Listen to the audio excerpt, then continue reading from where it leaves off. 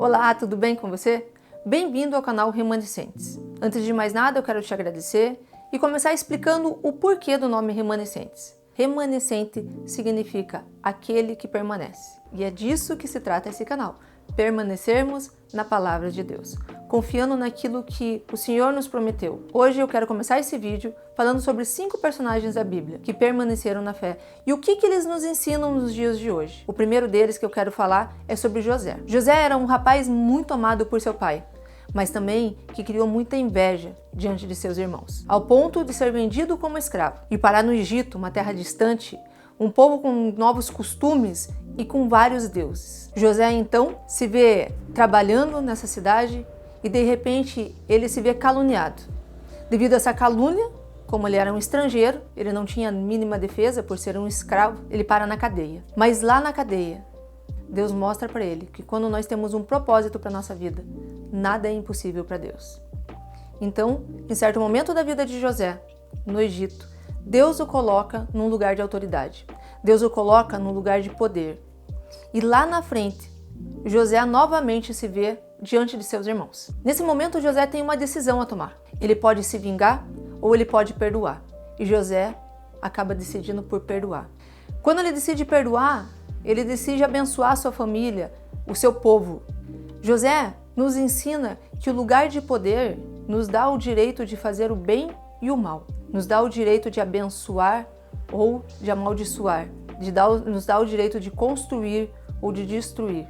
E aqui, qualquer linha de autoridade. Às vezes a gente pensa num rei, mas nos nossos dias, quantas pessoas se acham melhores do que outras porque têm um diploma? Quantas pessoas se acham melhores do que as outras porque têm um mestrado, um doutorado? Ou simplesmente porque têm um cargo dentro de uma empresa? Isso não nos faz melhor ou maiores do que ninguém. Jesus é a prova de que nós não precisamos de cargos, nós não precisamos de títulos, nós só precisamos ser filhos de Deus. E ser filhos de Deus é sermos humildes.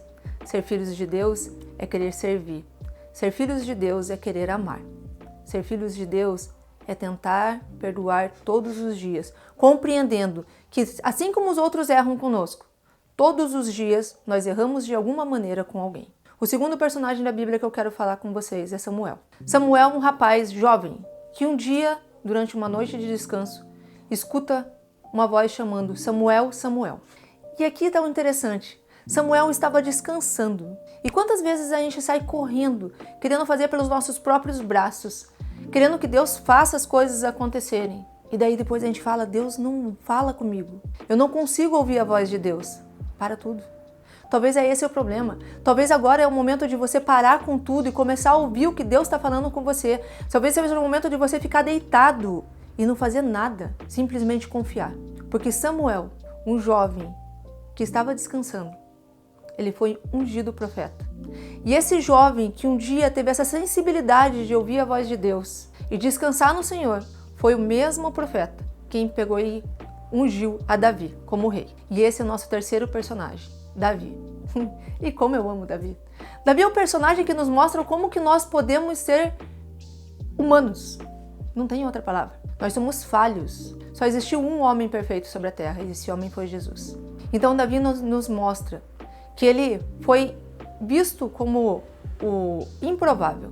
Ele soube esperar o tempo de Deus para as coisas acontecerem na vida dele. Porque existia uma promessa. Ele foi ungido. E os ungidos de Deus são ungidos de Deus. O que tem que acontecer, acontece no tempo de Deus. Mas ainda assim, ele tinha sido escolhido por Deus. Ele tinha sido ungido por Samuel. Mas Saul não queria deixar o seu lugar. Saul não queria deixar o trono. Davi teve chances de matar Saul. Mas Davi falou, não, eu não vou fazer isso. Isso é contra o que meu Deus me ensinou e contra o que meu Deus me pede. Eu vou esperar o tempo dele.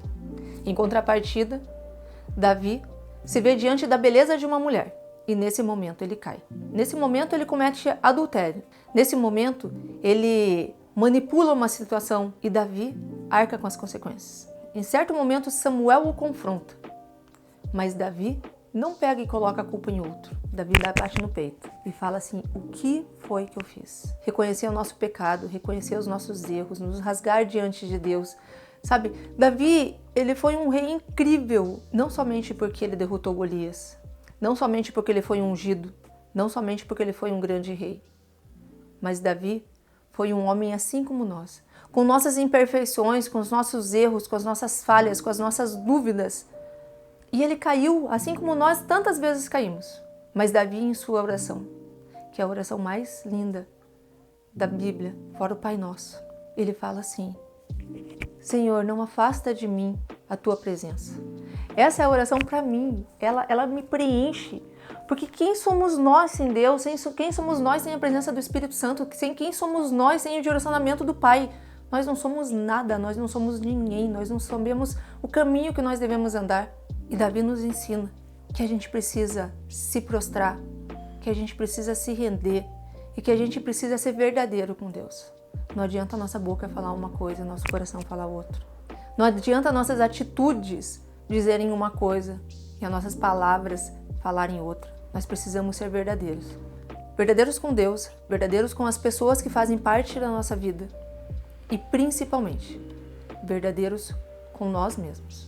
Porque quando a gente engana a Deus e quando a gente se engana, nós colhemos os frutos disso. E o nosso quarto personagem é Daniel.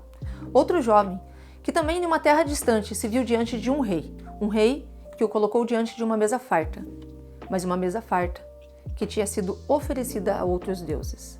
Daniel, então, se nega a comer daquela mesa. Daniel, naquele momento, estava falando não para um rei. Será que você consegue ter a dimensão disso? Ele poderia ser morto, ele poderia ser preso, mas Daniel não quis negar Deus. Então Daniel começa uma dieta. E o rei não o castiga por causa disso. Depois de um tempo, Daniel comendo outras ervas, na verdade, Daniel está mais saudável do que aqueles que tiveram a dieta do rei, porque Deus o manteve de pé. Deus o sustentou. Todos os dias nós somos apresentados a um banquete. E que banquete! Mas o nosso banquete hoje se chama tecnologia. Redes sociais. Você pega no controle remoto, você pode escolher o que você vai comer e o que você não vai comer. O que você vai degustar com seus olhos, com seus ouvidos. O que vai entrar no seu coração, o que você vai trazer para a sua vida. Qual o alimento que você está trazendo. E hoje nós nos vemos diante de um banquete, onde nós temos as redes sociais. Temos a Netflix, temos o próprio Google, temos Instagram, Facebook, Twitter. E quanto que as pessoas têm se perdido neste mundo. O controle remoto da nossa TV, ele comanda a nossa vida muitas vezes. Muitas vezes eu vejo muitos cristãos que vão no domingo para a igreja, mas quando chegam da igreja, dentro da sua casa, não é aquela palavra. Aqueles filmes que você acha que não tem nada a ver. A televisão hoje nos deixa diante da imoralidade. E nós, como cristãos, estamos aceitando, muitos cristãos estão aceitando, trazendo essa imoralidade para dentro das suas casas, trazendo essa imoralidade para dentro do seu convívio familiar, trazendo essa imoralidade para a criação dos seus filhos. Porque quando você assiste algo que não é de Deus, na frente dos seus filhos, você está ensinando que aquilo é correto. Você está ensinando que aquilo não tem problema nenhum. E eu te pergunto, se Jesus entrasse na sua casa hoje, e sentasse no seu sofá, você assistiria as mesmas coisas?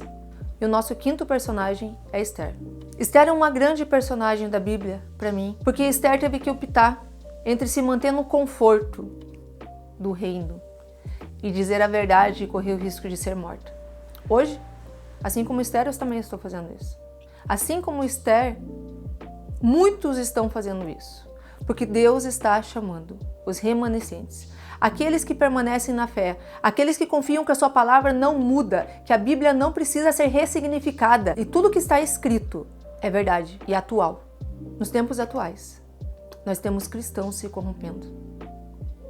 Nós estamos vivendo um tempo onde que Deus tem chamado, onde que Deus tem clamado pelo seu povo. Nós vivemos uma pandemia, onde muitos de nós ouvimos vá para o seu quarto, mas a pandemia acabou e parece que com isso, algo dentro de muitos morreu. Mas Deus está falando, não morreu, a semente está aí. Eu plantei algo dentro de você, eu só preciso que você comece a regar de novo. Deus não desistiu de você, Deus não parou com tudo, a tua história não parou de ser escrita. Pelo contrário, só que Deus, Ele é Pai. E Ele é um Pai que nos ama, Ele não vai pegar a caneta e começar a escrever de novo a sua história se você fala assim, não, a caneta é minha, eu quero escrever, porque eu sei o que é melhor para mim. O que Deus está falando é, me entrega a caneta de volta, deixa eu continuar a tua história, acredita no que eu estava fazendo, acredita no que eu vou continuar a fazer. Muitos perderam entes queridos. Durante a pandemia, eu também perdi, e eu falo para quem perdeu. Às vezes a gente não compreende, mas Deus sabe de todas as coisas. Eu perdi minha mãe no dia do meu aniversário, durante algum tempo, isso alguns anos atrás, e durante algum tempo eu questionei a Deus sobre isso. Até o momento que o Espírito Santo falou para mim o seguinte, ela era filha, e Deus simplesmente decidiu puxar ela e falar assim, vem comigo. Que pai que não quer ter o seu filho do seu lado? Sabe, nós temos que ser gratos pelo tempo que nós vivemos ao lado das pessoas, porque o inimigo ele quer colocar isso, ele quer colocar na nossa cabeça que Deus nos puniu, que Deus não está cuidando. Não, não, Ele é Pai, Ele é Pai. Nós temos que louvar Ele quando nós ganhamos, nós temos que louvar Ele quando nós perdemos, nós temos que louvar Ele, glorificar Ele quando tudo dá certo, nós temos que glorificar Ele quando tudo dá errado, aos nossos olhos, e não aos olhos dele. Porque nós não sabemos a história que Ele está escrevendo. Nós não sabemos aquilo que Ele tem para nossas vidas. Eu quero terminar esse vídeo falando que a gente seja como Paulo. Porque em certo momento da vida de Paulo, Paulo falou assim, não vivo mais eu, mas Cristo vive em mim. Que essa seja a rema da nossa vida, que essa seja a forma da gente pensar. Não sou eu, não é minha boca, não são meus olhos, não são meus ouvidos, não são meus braços, mas é Cristo que vive em mim, através de mim. Porque quando a gente percebe isso, a gente percebe que a gente é um instrumento. A gente percebe que a gente não está aqui para ganhar, a gente está aqui para se entregar, a gente está aqui para se derramar. E é isso que Deus pede. Eu queria agradecer a vocês por terem ficado até agora nesse vídeo, assistindo esse vídeo. E se vocês acham que essa palavra edificou a vida de vocês, compartilhem. Eu demorei 2 anos para gravar esse vídeo. 2 anos onde que Deus me chamou. E 2 anos onde eu falei, eu não quero ficar atrás de uma lente, eu não quero ficar atrás de uma câmera. Eu não me vejo fazendo isso numa rede social. Mas chega um momento onde a dor de ver tanto se perdendo é tão grande que não tem como a gente ficar parado. Que não tem como a gente ficar calado. Que não tem como a gente ficar de braço cruzado. Deus está chamando os remanescentes.